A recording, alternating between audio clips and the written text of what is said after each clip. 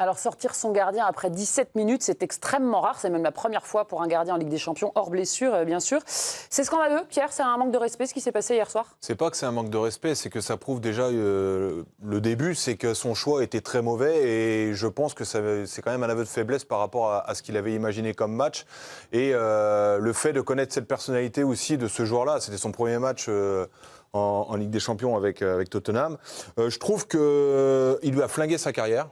Déjà, j'ai d'autres gardiens en tête avec Liverpool. Loris Karius. Absolument. C'était en finale de Ligue des Champions. Où il n'a pas eu de club quasiment pendant 1 an. Il a songé même à arrêter sa carrière directement. Je trouve que c'est un manque de tact, comme si en plus remplacer le gardien qui avait fait 2 boulettes avait apporté tout de suite quelque chose à l'équipe. Ils ont perdu 5-2. Enfin, mettons un petit peu les choses à leur place. Ils ratent leur début de match et c'est loin d'être le seul à avoir raté le début de match du côté de Tottenham. Donc, lui attribuer toute la responsabilité de la faille du côté de Tottenham, je trouve ça,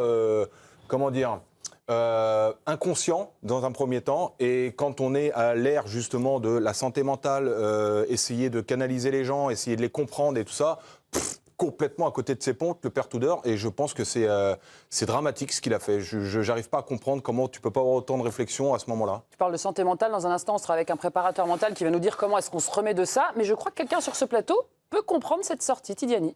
Oui, je suis d'accord avec Pierre sur l'idée que c'est une succession d'erreurs, qu'il y a 2 erreurs qui sont quand même pas des petites erreurs, c'est des bévues monumentales de la part de ce pauvre Kinski, mais qui sont la conséquence d'une première erreur, tu l'as dit, c'est le choix d'Igor Tudor de changer de gardien, même si on pourra peut-être en parler un petit peu après. Il y a 2-3 chiffres sur la saison de Vicario, notamment en Première Ligue, qui pourraient expliquer la décision de Tudor. Le gardien titulaire. Mais assume-le alors. Non, mais dans tous les cas, erreur de Tudor, mais derrière, il y a quand même 2 erreurs du gardien. Et moi, et c'est là où ma position, elle n'est pas simple, parce que là, on est dans l'émotion, on a envie d'être dans l'empathie par rapport à la détresse que vit ce gardien, en fait, qui a un moment de honte et un moment qui va marquer, dans le mauvais terme, l'histoire de la Ligue des Champions. Mais après, il faut quand même garder en tête que c'est un 8e de finale de Ligue des Champions. Et donc, là où on voudrait le faire passer exclusivement pour une victime, il a aussi une part de responsabilité sur ce qui... Je veux dire, il a une opportunité qui n'aura peut-être pas à nouveau dans sa vie, de rentrer comme titulaire dans cette équipe, de raconter sa propre histoire. Et finalement, en fait, c'est aussi sa faillite sportive et mentale qui précipite la décision d'Igor Tudor. Tu vois ce que je veux dire ? Tu penses que c'est lui, en tant que gardien, qui arrive dans cette équipe, qui se dit, tiens, le 6 mètres, on va relancer, on va repartir de derrière. C'est les consignes de Tudor. S'il prend son gardien pour un numéro 10, comme plein de coachs, eh ben, qui continue, c'est bien. Quand tu fais ça, tu as des risques. Oui. Voilà, les risques, ils sont là et tu les payes cash. Seulement, malheureusement, c'est 2 fois d'affilée en 17 minutes. Maintenant, prends tes responsabilités, c'est ton choix. Oui, mais dans ces cas-là, j'ai envie de te dire, Pierre, qu'est-ce qu'il fallait que fasse Igor Tudor ? Est-ce qu'il fallait qu'il laisse son gardien, quitte à ce qu'il se noie jusqu'au bout ? Et à ce moment-là, vu comment ça part, tu peux finir le match à 7 ou 8 buts encaissés sur cette moyenne-là. Bah non, parce qu'après, ça finit à 5-2. Donc on va dire que sur le moment où Vicario est sur le terrain, ça fait 2-1 pour l'Atlético. Mais ce que je veux dire, c'est que c'est du football professionnel. Et moi, j'entends, encore une fois, toute la détresse qu'il peut y avoir sur le gardien et l'idée que peut-être que c'est l'erreur de Tudor qui est la plus importante, parce que c'est celle qui provoque la performance du gardien.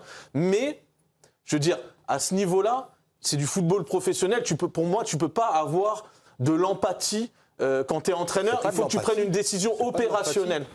Juju. Le monde du foot est venu au soutien justement d'Antonin Kinski. Beaucoup d'anciens gardiens, notamment anglais, Paul Robinson, jamais vu ça sur un terrain de football, le fait d'avoir été remplacé à la 17e minute. David De Gea, garde la tête haute et tu reviendras. J'ai le cœur brisé pour lui, dit Joe Hart. Peter Schmeichel, légende de Manchester United, Tudor a tué sa carrière. Et Antoine Griezmann, l'un des bourreaux hier soir d'Antonin Kinski, lui dit que ce n'était pas la meilleure solution de le sortir. Je crois, Hugo, toi, tu es plutôt d'accord avec eux. La gestion de Tudor, toi, elle te pose un problème. Ouais, moi, je trouve ça dramatique. Vraiment, je trouve ça dramatique parce que, déjà, il faut rappeler Tudor. Il s'est fait virer par la Juve. Ça fait 3 semaines qu'il est à Tottenham. Ils sont 17e. Il arrive, il va réinventer quoi ? Qu'est-ce qu'il va réinventer ? Son équipe est catastrophique et il le dit à moitié dans son interview. Mon gardien titulaire est un peu en difficulté, donc j'envoie un gamin de 20 ans qui a 6 matchs. Il a joué 6 matchs. Premier match au Metropolitano en se disant, tiens, Prends les clés, vas-y mon champion. Si ça passe, on dira que je suis un génie. Et puis si ça passe pas, bien fait pour ta gueule. Je trouve ça dingue, ça me rend fou. Enfin, je me mets à la place du gamin et je me dis, bon bah, il m'a détruit. Bon, après, c'est aussi la capacité des grands joueurs à se relever de ce genre de situation. Vrai, oui, t'as raison. Non mais là-dessus, t'as raison. Deuxièmement, moi ce qui me dérange, c'est que... Mais non, mais parce que c'est ce qu'il a dit. Il a dit qu'à un moment, les joueurs doivent prendre leurs responsabilités. Et sur le coup, il n'a pas tort. Mais quand même, tu détruis un gamin avec 6 matchs. Deuxièmement, moi, je suis les joueurs à côté. Je vois mon coéquipier se faire sortir comme ça. Le lundi matin, quand je vais lui serrer la main, tu dors. Je ne sais pas si je me retourne pas parce qu'il n'y a pas à mettre un coup de poignard dans le dos, en fait. C'est-à-dire que le mec, ça fait 3 semaines qu'il est là, il n'a aucune conviction. C'est une girouette. Qu'est-ce qu'on fait ? Tu penses qu'il s'est déjà coupé de son vestiaire avec ce... Je sais pas, mais moi je suis joueur à côté. Moi je suis joueur à côté. Franchement, je m'imagine dans un vestiaire de rugby, un jeune de 18 ans qui démarre, qui se prend un peu les pieds dans le tapis.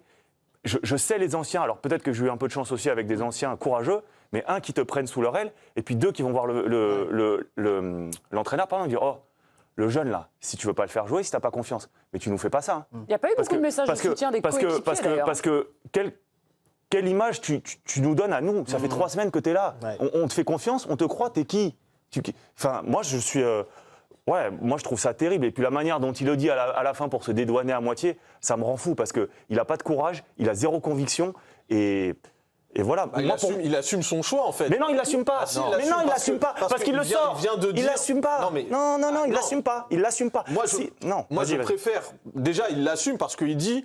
Le choix d'avoir titularisé Kinski, je ne le regrette pas. Et en gros, il dit qu'il le... C'est pas comme ça qu'il a dit. C'est faux. Il a dit le choix d'avoir mis Kinski, c'était le bon choix à ce moment-là. Ça veut dire qu'il se dit, en fait, j'ai fait un super choix, c'était génial. Ouais. Après, bon, il s'est planté, bah, tant pis pour lui. C'est ça qu'il dit. Mais de la même façon que c'était peut-être aussi, même si c'est très dur à entendre, le bon choix à ce moment-là, pour les intérêts de l'équipe, de le sortir. Parce que c'était un joueur qui était trop pénalisant et que dans l'absolu, moi, je peux entendre et comprendre la dureté de ce choix par rapport à sa carrière individuelle. Mais à ce moment-là, Tudor ou même l'entraîneur qui est sur le banc d'une équipe qui est en train de prendre 3-0 en 15 minutes et qui voit un joueur qui est défaillant à un poste qui en plus est plus exposé que les autres. Parce que gardien de but, et ça, mais c'est la cruauté du métier. Oui, mais avec tout ce que tu dis là, avec tout ce que tu dis là, pardon, t'envoies au feu un gamin de 20 ans avec 6 matchs.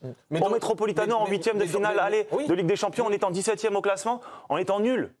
Alors, comment il va s'en remettre, ce jeune? Alors, il a 22 ans, parce que vous dites tous les âges, mais il est... J'ai dit une vingtaine d'années. Oui, bon, 22 ans.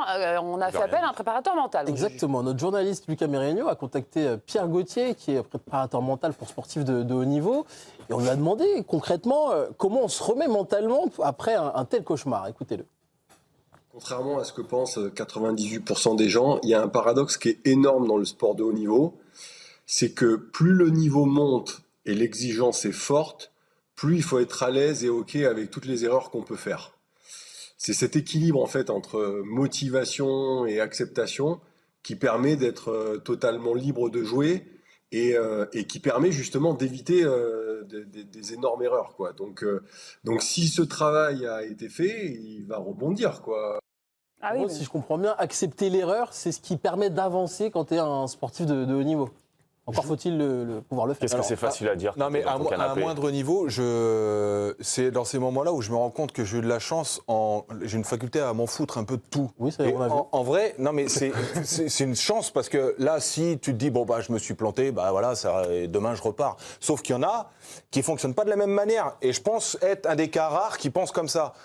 Là, honnêtement, je pense qu'un gars comme ça qui subit ça à ce moment-là, en fait, tu le sais le lendemain. Mais toute la planète. Soit le lendemain, tu arrives à te remettre la tête en face des yeux et tu y vas tout droit. Soit, en fait, je pense que ça va être compliqué d'avoir une suite dans sa carrière. Vraiment. Même les clubs. Mais là, il faut changer de club, en fait, déjà. Mais même de pays, France. Non, mais je rigole pas. Même d'Angleterre, parce que ça va être la risée de l'Angleterre pendant 1 an. Mais c'est quoi le pire? C'est ces 2 boulettes ou c'est de se faire sortir? C'est pas des boulettes. En plus, non, mais c'est deux. C'est coup douce, quoi. Non, mais il glisse sur une action et la deuxième, il rate le ballon. Ce n'est pas un numéro 10. Moi, ça me fatigue qu'on demande des trucs à un gardien de but quand il faut me sortir. Non, mais très bien. Dans ces cas-là, Pierrot, tu sais ce qu'il fallait qu'il fasse, puisqu'il sait comment joue son équipe, Kinski. Fallait qu'il dise, c'est trop dur. Non, Moi, mais- je suis un gardien de but. Ce qu'on me Mais non. demande. Bah Tiziani. si, puisque en gros, vu qu'il y a des standards au très haut niveau aujourd'hui et que toi, t'estimes que ces standards sont inadaptés par rapport au profil, T'as un risque. mais en fait, dans ces cas-là, Tiziani, t'as un risque. puisque moi, et je termine là-dessus, j'entends et je suis d'accord avec vous sur le fait que l'erreur originelle, c'est celle de Tudor de l'aligner avec le recul parce que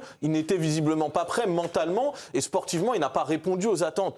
Donc évidemment, Il a pas la eu le temps. décision, elle est dure et elle peut être marquante pour sa carrière, mais la décision de le titulariser, si tu la lis de la façon opposée, c'était aussi une opportunité que peut-être d'autres coachs ne lui auraient pas donnée à ce moment-là, de se mettre en lumière dans un match de Ligue des Champions et de devenir titulaire. Si tu le laisses Donc, au lieu c'est de le toujours sortir. facile de le dire à la fin. Si tu le laisses au lieu de le sortir, peut-être que derrière, il te fait 2-3 arrêts aussi qui peuvent sortir Tottenham aussi de cette. Et donc toi, cette t'es prêt, direction. entraîneur sur le banc, à spéculer Ben, non, mais là-dessus. attends, Tiziani. Et en gros, Laisse-moi la considération et l'intérêt que tu portes sur une individualité dans un groupe et dans un club qui travaille, toi, tu penses que c'est l'intérêt de l'individualité qui doit non. passer devant Attends, celle d'un Tiziani, collectif. Hugo, pour conclure. Donc, vu que c'est un Trop coach, d'angélisme. non mais vu que c'est un coach qui a énormément de conviction, d'accord. Vu que Newcastle est 17e et que ce week-end ils vont jouer Liverpool en première ligue, Tottenham pardon, est 17e et qu'ils vont jouer Liverpool ce week-end en première ligue, le jeune est titulaire. C'est ça. On aura Le jeune la est titulaire réponse ce et là on va Ce sera un voir. levier Et là on va qu'il voir. pourra utiliser pour le relancer. C'est une Moi, je catastrophe sais pas. l'attitude qu'il a eu en Bon, tant que coach. C'est une catastrophe. De toute façon, c'est des mauvaises décisions qui vont entraîner compensation et compensation. Si, de la musique. Quand il y a la musique, on arrête. C'est bien, ça vous fait réagir, c'est super, mais il faut savoir respecter le timing.